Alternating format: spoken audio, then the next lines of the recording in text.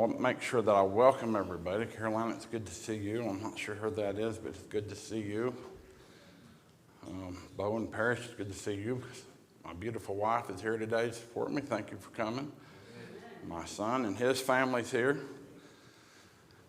And Spencer is back there learning some cameras. This is a blessed day. If you've ever used a website, you can go to www.Ogden Road SDA.org. If you've never used this is really a cool place to find media. You can go to the media tab, and it'll take you to a lot of media that's there. Now, there's some really cool things. There's an airplane. That story right there is incredible. But if you want to go down and see sermons that have been here before, go there, hit that live record sermon, and it will show you everybody there that has spoke since we've been doing this. Now, if you'll go back and click on, let's say, the pastor, you'll see all his sermons. So if you're watching online and you want more, there is a way to go get it. www.ogdenroadsda.org. All right, let's go. Jesus said to him, Thomas, because you have seen me, you have believed. Blessed are those who have not seen and yet have believed. This message is for you. That morning, who went to the tomb? Who? It was two women, right? Two women. Two women are really responsible for spreading the three most famous words that are on a church sign. Man, you got that right off the bat. He's what? He is risen. Now, that was an interesting time, and that went around the world back then. You are in a different time. You are in the end. You have a message to tell people. What is it? It's not what you're doing bad or wrong. This don't work. The message is Jesus is coming back. Are you ready? You have to answer that.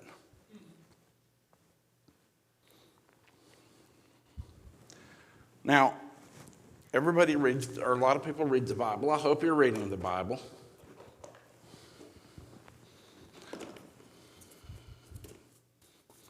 Now, when you read Revelations, you get a picture of what the end looks like, right? Everybody's picture is probably different. We might have, my phone is going off in my ears.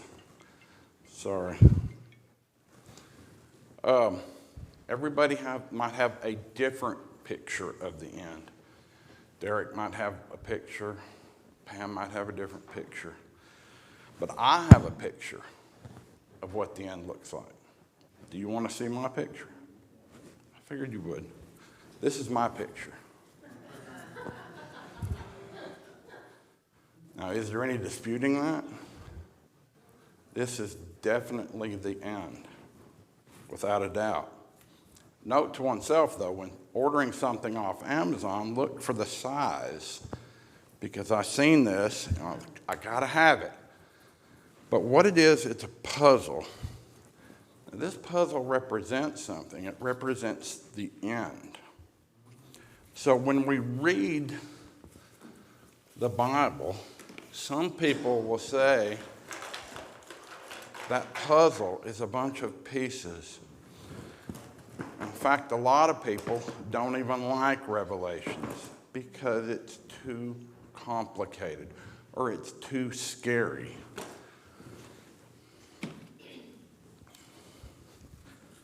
But this is what we're stuck with.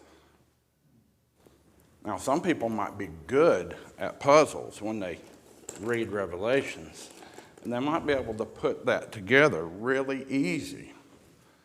I don't like puzzles. It'd probably take me 3 days, and it's small. But if I give them the pieces, I could probably put them together. But if I take some, you can't finish the puzzle, can you?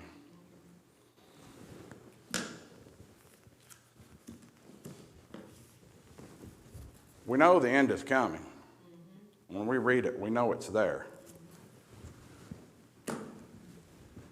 The pieces are coming. There is a warning, especially if you're a Seventh-day Adventist. That warning is not to sit there and get comfortable. As things go on, we can get comfortable and we just blend right in. Now, if we look at time and we put 100 years in a 1 second block, and we say the earth has been here for 6,000 years, that's 60 seconds. If we take 500 years and we say this is the end, 1, 2, 3, 4, 5, it's gone. I've been told the end will be like a whirlwind. Is the end like a whirlwind in time, or is the end like a whirlwind to us that are living this? We don't know. We don't know when the end will come. But there is warning signs.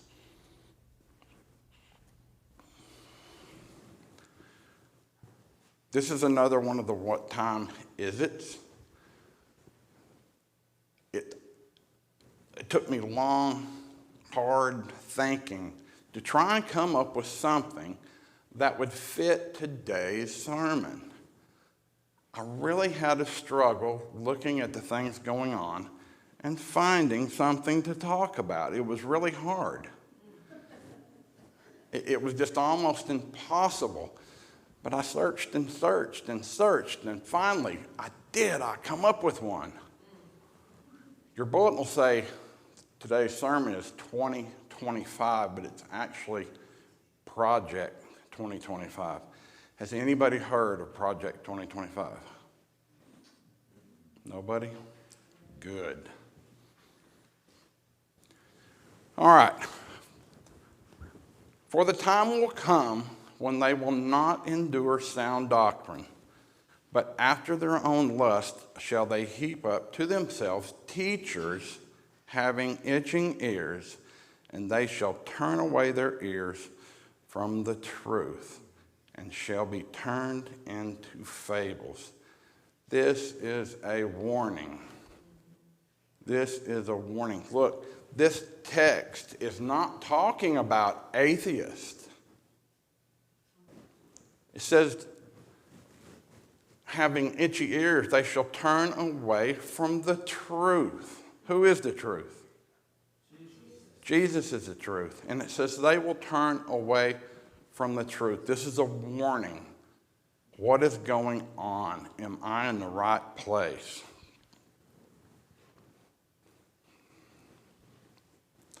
And Jesus answered and said to them, take heed, a warning, okay?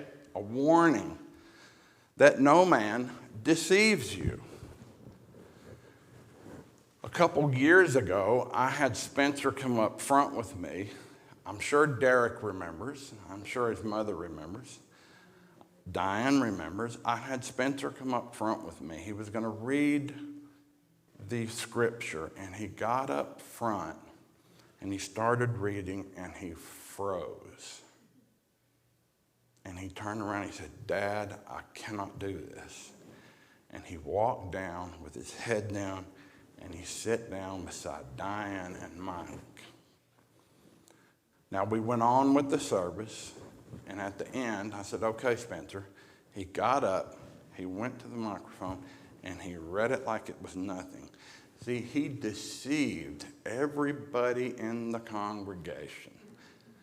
I asked how many people felt bad for Spencer, and everybody lifted their hand. So don't think that you can go to church and not be deceived. For many will come in my name, saying, I am Christ, and shall deceive many. He even deceived his own mother, because afterwards she said, I wanted to kill you. When he got up there and he froze like that, she said, I felt so bad for him. The Bible says even the elect would be deceived if not possible. We have to look, we have to read the Bible. For many shall come in my name, saying, I am the Christ, and they shall deceive many. And you say, you shall hear of wars and rumors of wars. See that ye be not disturbed or troubled, for all these things must come to pass. But the end is not yet. For nation shall rise against nation. Just a side note right there, this nation against itself. I know it don't mean that, but is it against itself? And kingdom against kingdom. And there shall be famines and pestilences. Have you ever heard of a pestilence? Has that affected any of us? What was COVID? That was a pain in the neck. We're still paying for it. When you go to the grocery, anything you buy, you're still paying for that. And earthquakes in diverse places. Now that earthquakes in diverse places is a very interesting thing. It's talking about climate change. It's right there. It's been there right in front of us. So Joy brung something interesting a couple months ago. She stood up and she said, you heard about the clock that's in New York? That's on a countdown timer. And I had not. And she said, James will take care of this. And that was it. She didn't say anything else. So yes, as soon as I got home, I was all over this to see what it is. Now, the giant clock on the side of the building in Union Square, what is it doing there? So, here's going to be another picture of that if my slides will start. All right, there it is in Union Square, counting down 7 years and 102 days. This is from the website. If you go to their website, and I'll give you that website in just a minute. We have 7 years and 301 days to save the world. The planet has a budget, a carbon budget. We can only burn 285 billion tons of carbon to avoid famine, drought, floods, displacement, conflict, suffering, and disaster. We must end fossil fuels and transition to a just and sustainable future. The Earth has a deadline. Let's make it a lifeline. It's time to synchronize our watches. Everyone, everywhere. And you can hashtag climate clock, you can hashtag act in time, or you can look it up at climateclock.world. I'm sorry, I apologize for my computer. I did not know why it was doing that. Last night I went to their website, and right there is the countdown timer. 5 years, 245 days today.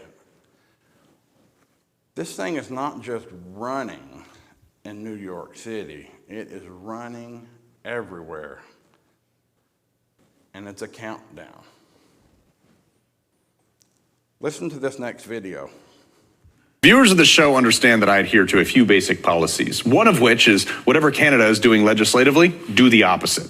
But I may have to expand that policy to include France. And here's the latest reason why. The country has banned short-haul flights in the name of reducing carbon emissions. This applies to any destinations within France that can be reached in under 2.5 hours of a driving time. How long before this craziness gets to America? Not long at all. I mean, what we see happens in Europe comes to the United States shortly. This has been part of a long-planned effort to fulfill the World Economic Forum's vision of, you'll own nothing, be happy. Well, this is, you will go nowhere and be happy. And we're already seeing, Bloomberg News is reporting that the idea of cheap airline travel in Europe is a thing of the past as, quote, climate compliance rules, unquote, get more and more strict. What they're doing is their government is banning these short-haul flights, forcing people into cars with a much higher death rate, by the way. You're much more likely to get in a car crash and die than a plane crash, number one. But this is the idea of that we're doing this to save the planet. Now, the French government admitted that this isn't even going to impact CO2 emissions. So it's actually completely symbolic in terms of the planet or the environment, but it's actually a major imposition on the French citizens. And it's spreading to Germany, Austria, other countries in Europe, and you can bet Canada is going to jump on this bandwagon. It's a net zero commitment. The BBC has already said, what would a flying free world look like? The fix is in, and it is coming to the United States. Their goal is to make this global and put restrictions. We already see the city of Oxford putting in 15-minute cities, hearkening back to the days of East Germany with travel restrictions. Let me see your papers. You cannot leave your sector. That's what we're dealing with here. This is spreading. And it started in Europe, by the way, going after the food supply, going after high-yield agriculture and animal agriculture. And guess what? John Kerry announced last week that agriculture is now in the climate targets in the United States. So they're going to go for food first and then our transportation. They're already banning gas-powered cars, creating intentional car shortages. They are abolishing the middle class. They are treating us like the unwashed masses, and they are literally going to make it so that vacations and seaside vacations are going to be a thing of only the wealthy. That's the goal of this. That's what they mean when they say you'll own nothing and you'll be happy, you'll go nowhere. It's like the Hunger Games. Before I let you go, though, every part of this climate agenda is somehow inconveniencing literally everybody on Earth. So why do people go along with it when none of their predictions have come true? Well, this is almost like a religious fanaticism. It's the idea of we have to do this. The United Nations tops. In fact, you can't even disagree with the UN. They did a partnership with Google. They own the science, So they're doing it in order to achieve this utopian vision, and it's like they're imposing a religion, a austerity upon the rest of us. And by golly, they're going to make it happen. They're collapsing our energy, our food, our transportation, our free speech. And this is all through corporate government collusion, mostly without an ounce of democracy, just like COVID, when they closed schools and churches and work or issued stay-at-home orders and canceled weddings, funerals, and medical procedures. All of that was done without a single vote. It was done because a virus demanded it. Well, now they changed the word virus to the climate demands it. You don't think that that's going to happen here, right? That's not coming to the United States, right? No. Ellen White says that people will starve to death in the United States, Russia, China, and there's one, India, will starve to death because they cannot afford food. Look, John Kerry targets agriculture as part of the climate change. This is the United States.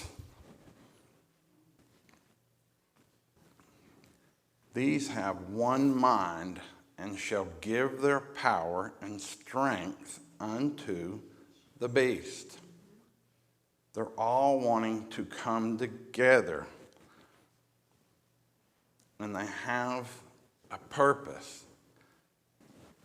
I have no idea what they're after or why they want to do that, but they want you to stay at home. They don't want you going nowhere or doing nothing. It says they'll all have one mind. Now this is going to run back to this countdown timer. This is very interesting. Whoever wrote this article is not a Seventh-day Adventist. We are in the end of the 6,000 years since creation. God created 6 days and rested on the seventh day, in which 6 days, creation prophecy, 6,000 years since the creation until the time of Jesus returns and set his kingdom on earth. The seventh day is the Sabbath, which prophesies 1,000 years, in which Jesus Christ reigns on earth. So, by that end part, I don't believe that this guy is anything to do with the Seventh-day Adventists, because we reign in heaven for 1,000 years. But this is so interesting. From Adam to Abraham, and I also seen a Seventh-day Adventist preacher do this, and I cannot remember who it was. But from Adam to Abraham, it's estimated to be 2,000 years. From Abraham to Jesus' time, it's estimated to be another 2,000 years. From Jesus to his return will be another 2,000 years. Remember that climate clock that's counting down? When do you think it runs out? Any takers? This is what's very interesting. This guy that says this, whoever he is, I'm not pushing him on you. I'm just saying these are pieces of puzzles. He says that the timer, or that Jesus will return between 2028 and 2033. That timer runs to 0 November the 10th, 2028. Now, isn't that interesting? You have a timer running down, and it's all over the world. And you have people saying that Jesus is getting ready to come. Now, I know the Bible says that man don't know the day or the hour. But I could say, well, he's going to come between now and 5,000 years. That guy didn't give a certain date. But it's close. It has to be close. So that is another piece of the puzzle. Climate change. Boy, this is an interesting picture, right? Trump versus Biden. I want to take a poll real quick. There is no right or wrong. How many people, let's not even say Donald Trump, how many people thinks that a Republican will be president? Please participate. You got 1, 2, 3. There is several. How many think a Democrat will be? You got 1. I say Republican. Do you hope? She says she hopes. Let's dig into this, because this is Project 2025. Donald Trump has the FBI after him, the Department of Justice, ABC News is after him, CBS News is after him, NBC News is after him, CNBC News is after him, CNN is after him, and Fox is his only friend that I know of. Now, James Comer, I asked if y'all knew who James Comer was last time, and nobody raised their hand. I thought they was just keeping their hand down, and afterward they really didn't know. So he's a senator, and he's after the Biden family business, and he's really digging into it. You just don't hear about it because we have wars going on, and they can push what they want to push. Something really interesting is China, since they're after Biden, and they claim he's been colluding with China. The dragon is a Chinese cultural symbolized great power, good luck, and strength. They represent power and authority, particularly controlling over typhoons, water, rainfall, and floods. Does that fit in with climate change? And it's a dragon. Donald Trump is facing 91 felony counts and 700 years in prison.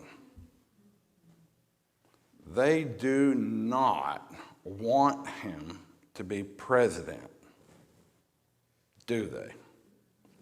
They are going to try their best to keep him out.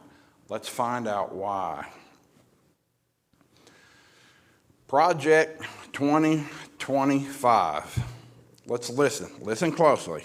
Now, those of you that are Adventist, keep in mind that Ellen White says things will be running in the background. When Ronald Reagan won the presidency in 1980, a budding political research group and think tank called the Heritage Foundation independently published a plan to introduce a more conservative ideology back into the White House. It was called the Mandate for Leadership. It was a behemoth. 20 volumes, 3,000 pages, literally thousands of ideas laid out for the incoming Reagan administration to simply adopt. A distilled version was published as a book.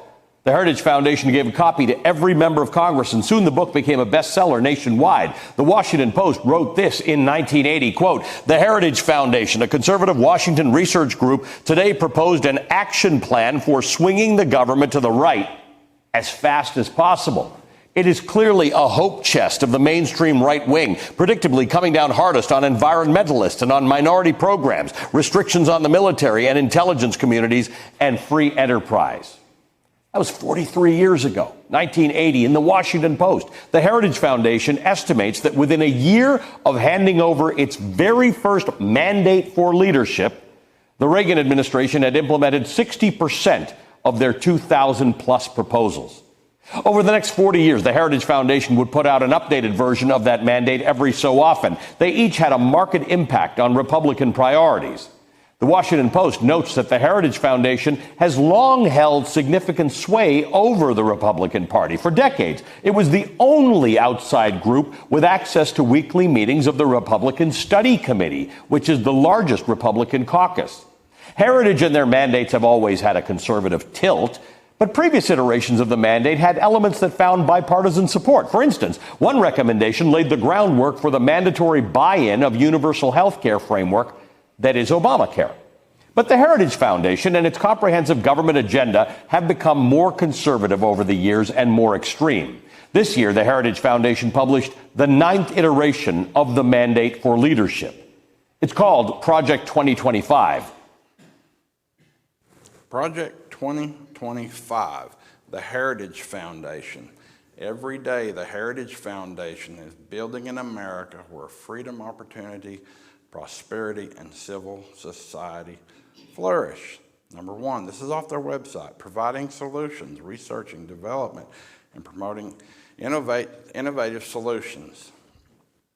Mobilize conservative, uniting the conservative movement to work together. Remember, everybody thinks as one. Training leaders, preparing future generations who will lead America. And they come up with Project 2025. Let's listen to the Heritage Foundation.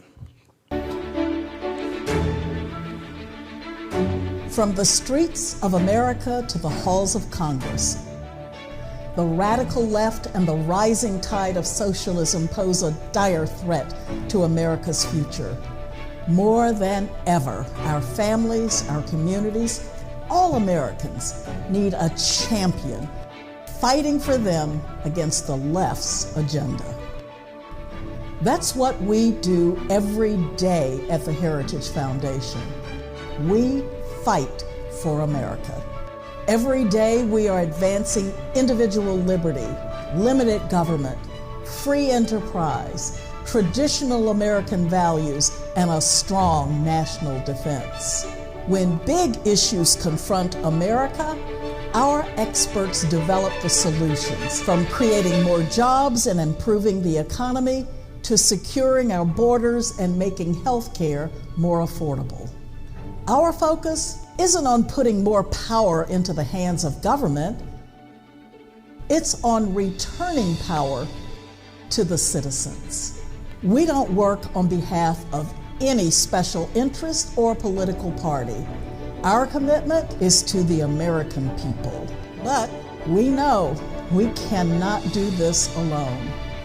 It's because of our friends and allies like you that we have the ability to engage on all these fronts. We know there's too much at stake to watch from the sidelines. It takes all of us to fight for America. That's why, working together and united in our vision of a better future for all Americans, we will succeed. Sounds pretty good, right? Project 2025. Now, let's listen to Project 2025.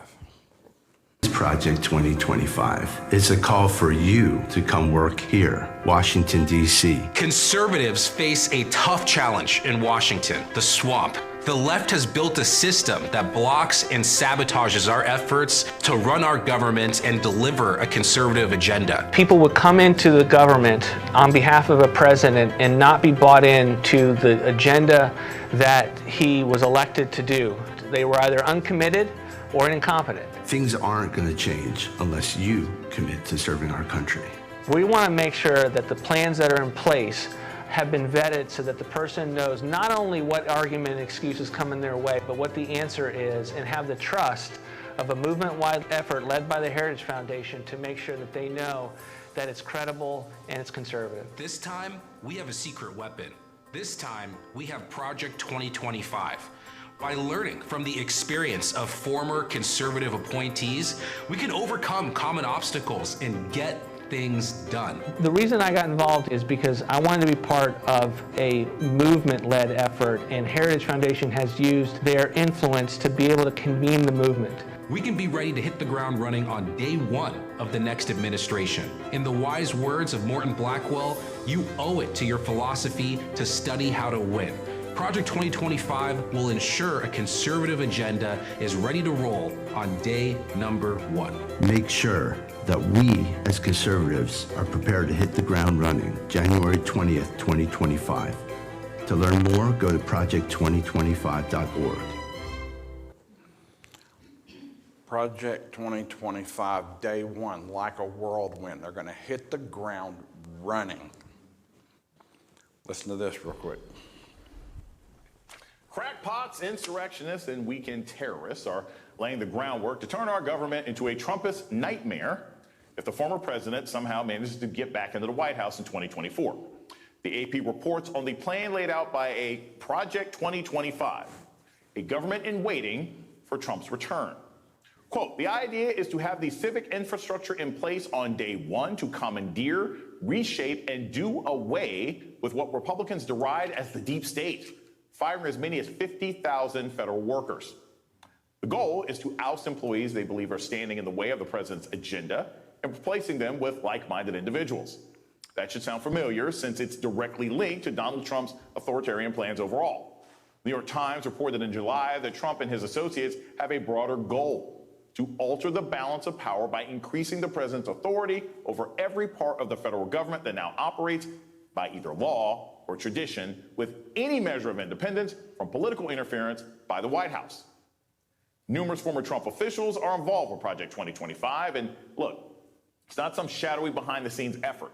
It's been open about its plans to gut worker protections and dismantle environmental protections. Now you see why they don't want Donald Trump in there? They're going to fire up to 50,000 government workers.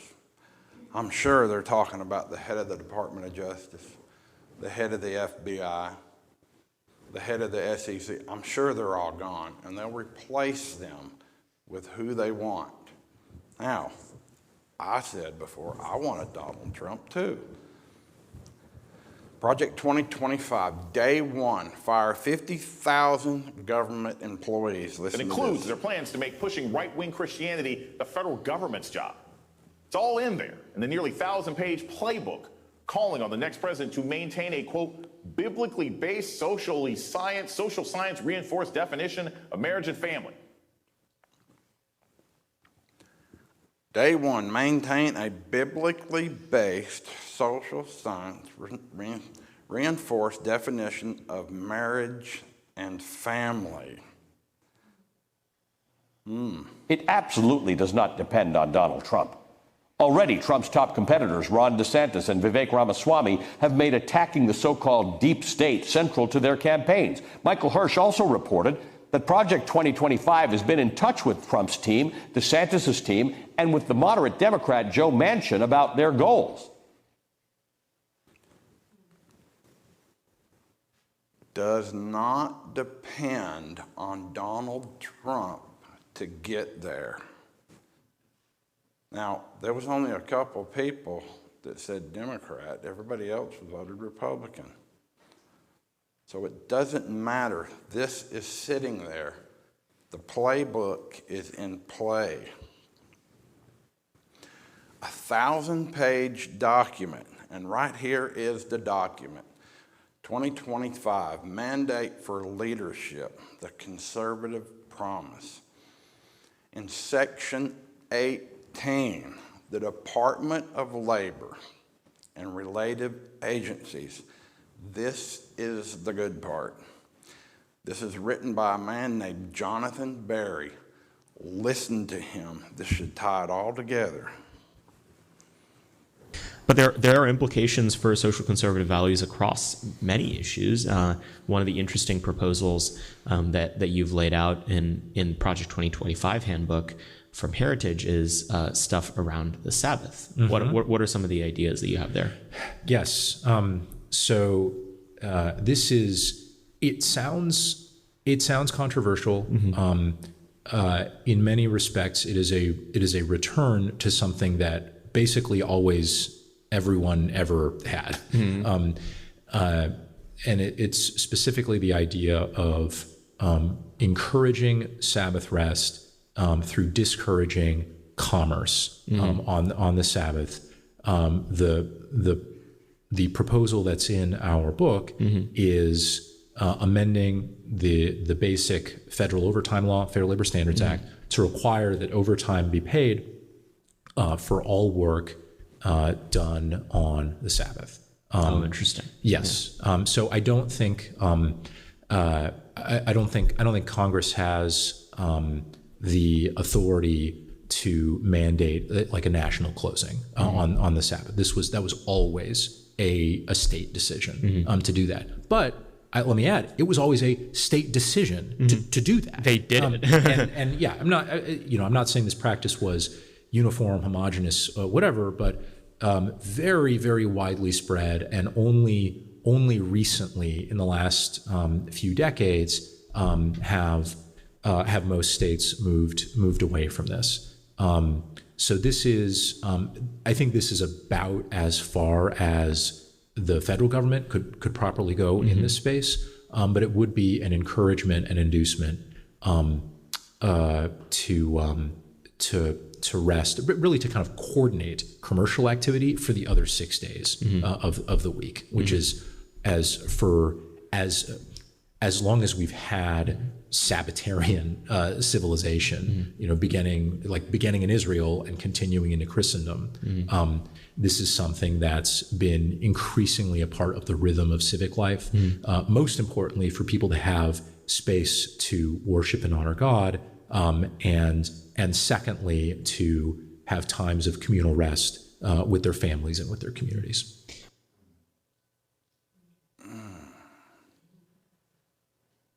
Here's your document, page 589. If anybody wants this document, you can go on the internet, Google Project 2025 PDF, and you can get this document. 2025 Presidential Transition Project. Here is the big one. Congress should encourage communal rest by amending the Fair Labor Standards Act to require that workers be paid time and a half for hours worked on the Sabbath. And I'm sorry for the medical people and emergency people, it don't count. But for everybody else, they're wanting to pay time and a half. So they're discouraging Walmart to be open, McDonald's to be open. They're going to have to pay them time and a half. Here is the interesting part. That day would default to Sunday. This is in black and white in this transcript, except for the employees with sincere religious observance of a Sabbath at a different time, Friday night sundown to Saturday sundown. The obligation would transfer to that period instead. But if you sit there and you say, I'm not on this side, I'm not going to keep the Sabbath, I'm not on this side. I'm going to ride the fence. No, you're not. You go into the HR department and you say, which day are you? Well, I just don't know. Well, they know for you because you're defaulted to the Sunday. This ties it all together. Pope Francis scolds the U.S. irresponsible Western lifestyle in climate plea. Scolding the United States of America. The Pope's encyclical calls for Sunday to be implemented as a weekly day of rest to save the environment. Can you see a shutdown coming on Sunday? It's in black and white. It don't matter if Trump gets in there or not. Now, will it happen in 2025? We don't know. But more than likely, I think we'll have a Republican president. I could be wrong. But remember, the seventh day is the Sabbath, not the first day. That's the most important picture you will ever see. Does your Bible look like that? Jesus said to him, Thomas, because you have seen me, you have believed. But blessed are those who have not seen, and yet they believe. You have a message to spread. It's time to get ready. There is something with Sabbath and Sunday coming. You can see it. If you don't see it, that's your choice. You're blind. Or you prefer another teacher, like it said.